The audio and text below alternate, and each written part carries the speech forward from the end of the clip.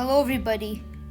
Today I will talk about the Shishunaga and Nanda dynasties. However, before we start, I want to say that it is possible that the Vedas were composed even before 1500 BCE, as I talked about in the earlier videos. Many evidences actually support this theory that the Vedas were composed before 1500 BCE and only were they written down at 1500 BCE. So it is very possible that the Vedas were much older than 1500 BCE. Anyway, now that we're done with that, let's get started.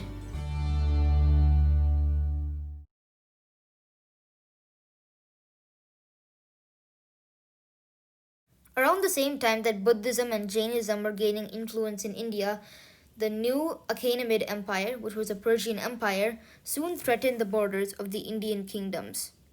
By 500 BCE, the vast Achaemenid Empire was threatening the kingdoms that settled near the Indus River, and so the conquest of the Indus River had begun. The small kingdoms near the Indus River had fallen to the Achaemenid Empire, and the Achaemenids established rule there for about a century and a half.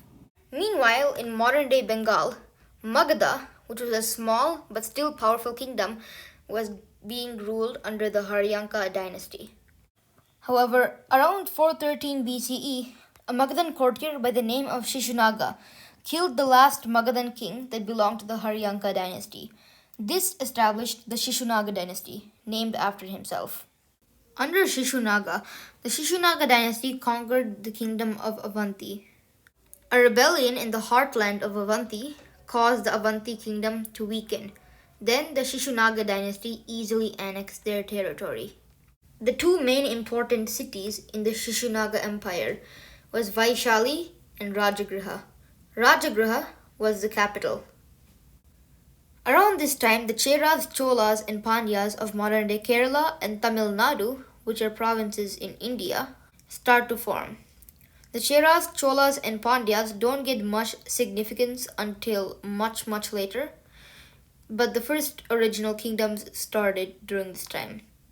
The Sri Lankan kingdom of Tambapani was founded by Prince Vijaya after he was exiled from India.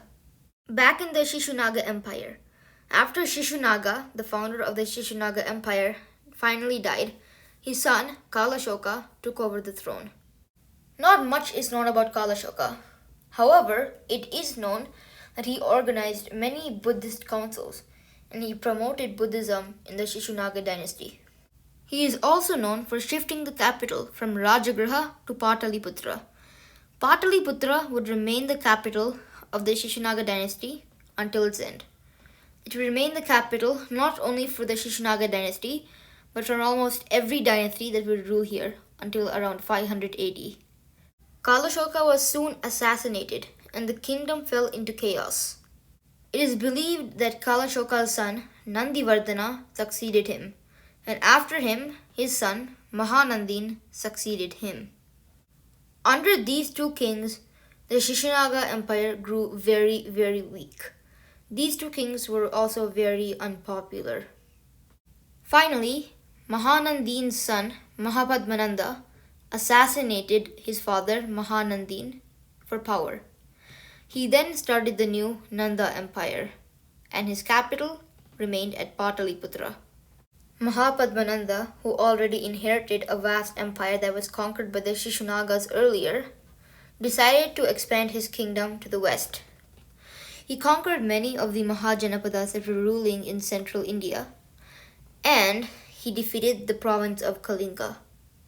It is actually still debated upon of who was the first Nanda king.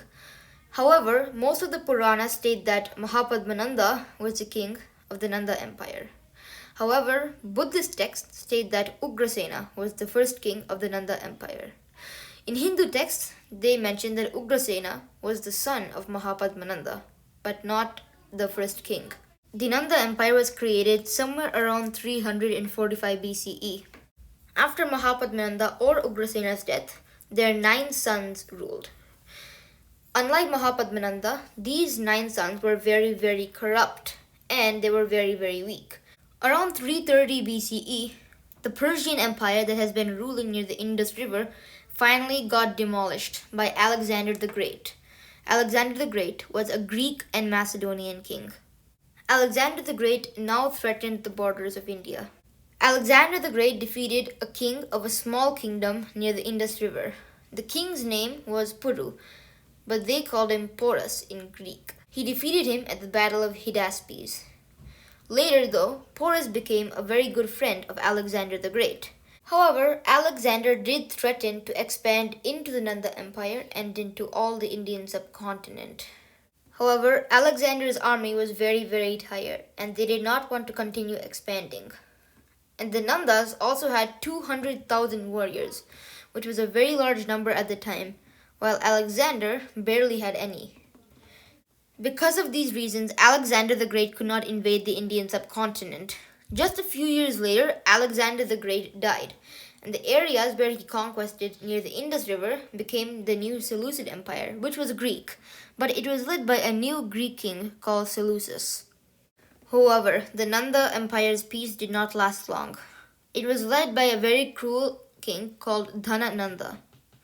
Dhanananda was very unpopular, and that would give way for a revolution, and a new dynasty would form, the Mauryans. But we'll talk about that in the next video. Thanks for watching.